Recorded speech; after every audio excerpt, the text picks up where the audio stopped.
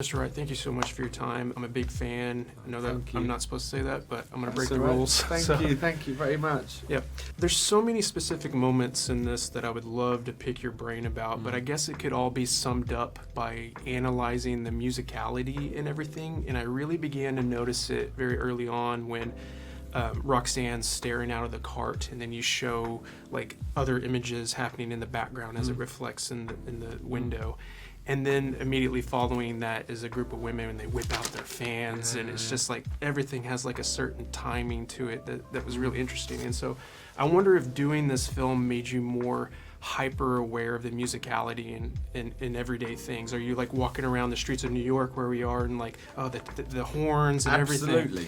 Absolutely. I was in Poland the other week, and how everyone stops at a pedestrian red light, and there's no cars passing, and then they go beep beep beep beep, and they all cross again. And I was like, wow, that's really kind of rhythmic, and also an expression. I see rhythm as an expression of life, as an expression of social consciousness, and so I'm really into rhythm and harnessing rhythm's potential within the movies.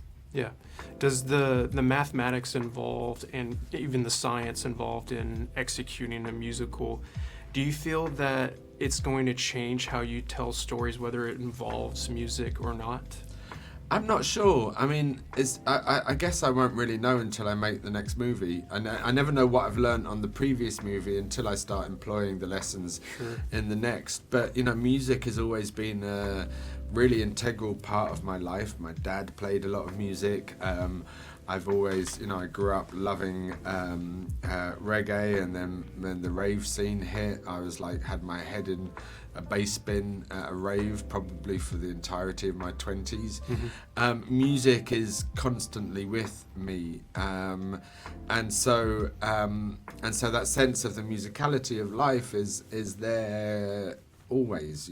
I think film's closest relation is music. Sure. Not literature, not theatre, not poetry, music, because it's time-based. Yeah, well said.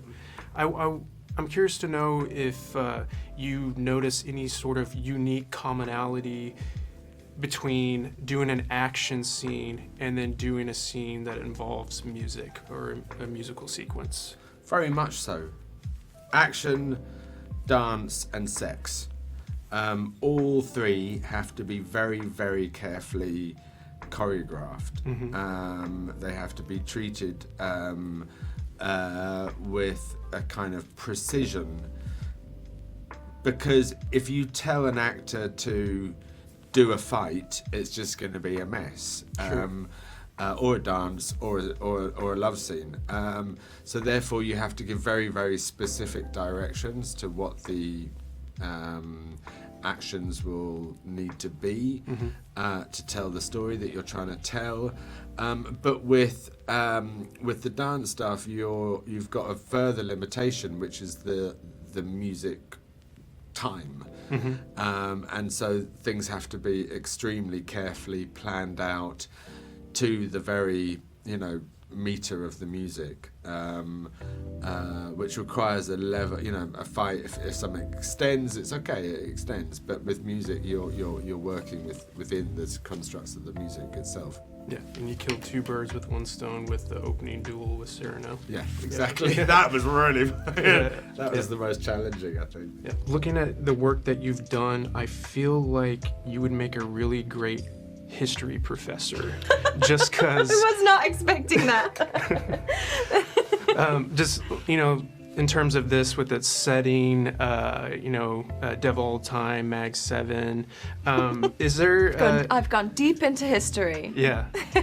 Is there an era that you feel most comfortable in creatively? And if so, is there something that you discovered through being in that era that you are going to carry with you going forward? I really enjoy this era, the 1600s. I think that's because there were so many obstacles in the way for women. That's quite fun to play. I'm doing 2 more films in the 1600s in the next year. and then I'm doing an Edwardian film as well. And then I'm doing a modern film. Regardless of the era, I just love playing complex women. Yeah. Does singing your emotions unlock something creatively and dramatically that you don't get when you do something straight, dramatically straight? I think songs, specifically the songs in this film, say what words cannot say. Right. Yeah, I think singing is a direct communion with the soul. And as an actor, that's what I'm always trying to penetrate, is something soulful and deep. Mm-hmm. Yeah. Is there, whenever you were on set and you were hearing the other songs that were going on that you were not a part of, if you happened to be there, did you at all feel jealous? Like, I wish I could have just had a crack at that song. The only time I felt jealous was when I saw all the bakers' costumes. Yes. I really liked the bakers' costumes that Massimo designed. I thought they were fantastic. But I was singing the songs, even, other character songs all the time. I know all the words to every song they go around in my head. I did this on stage and now in the film. And I just love the music, and I love the art form, and I love the National. Me too. My favorite band. Actually, it's so cool that I got to do a movie with the National. I freak out. I'm hoping that we get a chance to perform live together. Yeah. I figure my stage name would be Foxy Roxy, and I have fantasies about it, performing on I don't know, a talk show or SNL. Last night, Pete performed on Colbert, and I was deeply, deeply jealous about that. I know. I saw your Instagram I was deeply story. jealous. Yeah. So yeah, now in retrospect, I wasn't jealous, but now I'm jealous. Yeah. And I will continue to be jealous until I have that opportunity. Yeah. They were actually my wedding song for. Really? Which one? Slow Show. Oh, so good. Yeah. So good. Beautiful. I spent a great deal of my viewing of this film jotting down a lot of what Cyrano says throughout because his language is so beautiful and there's so many words of wisdom to absorb there. I'm curious if you prefer quiet moments of reflection, because there's also so many beautiful moments of that, as you mentioned during the press conference. Do you, as an actor, prefer that, or do you like flexing your character's emotional and psychological makeup with language and song? Well, if you're lucky enough to be able to do both, there's not one I prefer over the next. Just all depends on what you're saying and who the writer is and like who you're collaborating with. But it does speak to the real contradiction of this man, because he does have such, he has such bravado in a crowded room, and then he's, weak in the knees and fit in the face of love. It just speaks to the contradiction of the man, Cyrano, because he has such bravado in a crowded room and on the battlefield, but he, in the face of love, he gets all twisted up, doesn't he? Yeah. And he resorts to having a guy be his sort of mouthpiece. I thought that was really interesting. Yeah. That shift. Yeah. Like I'm a sucker for discovering the meaning in a quiet moment, but nothing really tops your ability to turn a phrase like, have you exhausted your lexicon of scorn? Yeah. That's a good one. Yeah. And I laughed my ass off when you did the dreadful wigs. I think that's what you said. Something like that. Right. No. So is there a art or a science that's involved that you've discovered in knowing when to put emphasis on something when you're delivering, when Cyrano's spitting fire? Yeah, I've always loved the rhythm of speech, and I think my favorite actors, it's like great musicians, like great jazz drummers, how their rhythms are unique from somebody else's rhythm. It's like the offbeat and all that stuff that, it's well known now, but the Christopher Walken way of delivering a line. Yeah. What do you choose to emphasize? What do you want to bring home? What's the way in? And also just make it playful, and so I love all of that, and that's really rhythm. And great writers like Erica and other ones I've worked with have a sense of rhythm. Yeah. And with the musical, it's all about rhythm and moving the story forward. And when we did the original theatrical piece, it was all underscored. Yeah. So you had to sort of get that on that sort of rhythm going. And I think that probably carried over to the film itself, even though we didn't underscore it. In the back of my head, I was still remembering that and aware of that. And I think that probably informed the performance of it. Yeah. I have to exit by commenting on your beautiful voice, very much matching Matt from The National, I would say. Well, Matt I know he's a king. He's the king, but thank you. Same low voices, but that guy can sing. Yeah, thanks, man. Yeah. Do a sleep story for Calm. We need more than Heads Will Roll and Dr. Seuss. Okay, Russ. As you mentioned during the press conference, you have a lot in common with Christian.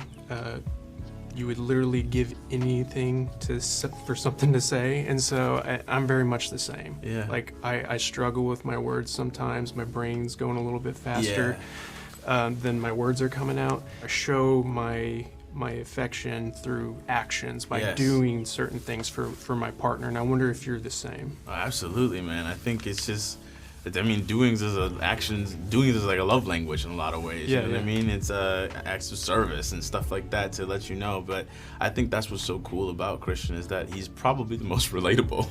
Right. I feel like most people like Christian. I think it's a cool thing to be able to write poems, but not all of us could be a poet. So I think I identify with that, and I identify with the brotherhood between Cyrano and Christian. You know, you probably had those situations when you're with your buddies and you're trying to figure out, like, I like this person, and I don't know how to tell them. I don't know how to get them to convey that. And, you just show up and you just keep showing up for people, and that's how Christian sees it. It's like, if I keep showing up for this girl, then maybe she'll see that it's enough. Hopefully it's enough. And I think sometimes the scary part is when someone says that's not enough, and then we come with these like extra like layers of shields and insecurities, because now we're like, oh, what I am authentically doesn't work, so maybe I need to change. Nah. Yeah. I'm a really quiet person, so whenever I speak up, like everybody's like paying attention to me, and then it adds more pressure. Right. You also talked about your relationship with poetry during the press conference, and I wonder, as a viewer yourself, when you're watching something that has a poetic aspect to it, whether it is spoken language, do you prefer that, or do you prefer like visual poetry, like what Trey did with Waves? I naturally respond to visual poetry, but I'm more interested in, written.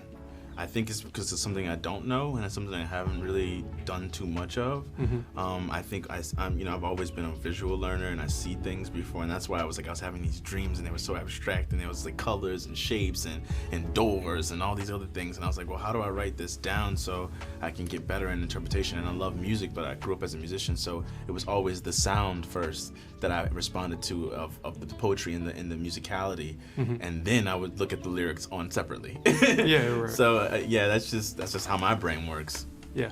How did you sort through like the mental gymnastics of doing that I give anything for something to say sequence, which is very, technical. There's a lot of stuff going on there, which is something you don't really have to concern yourself with, but the choreography and just saying the words, like there's a lot to it.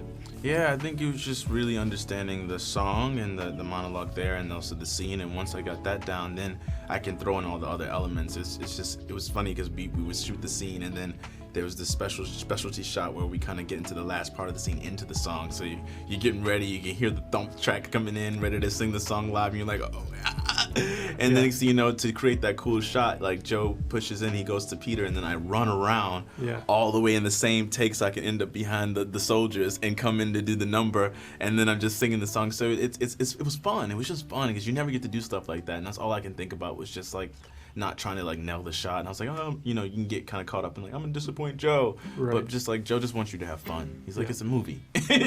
Right. We must let her decide our fate. She must have the choice.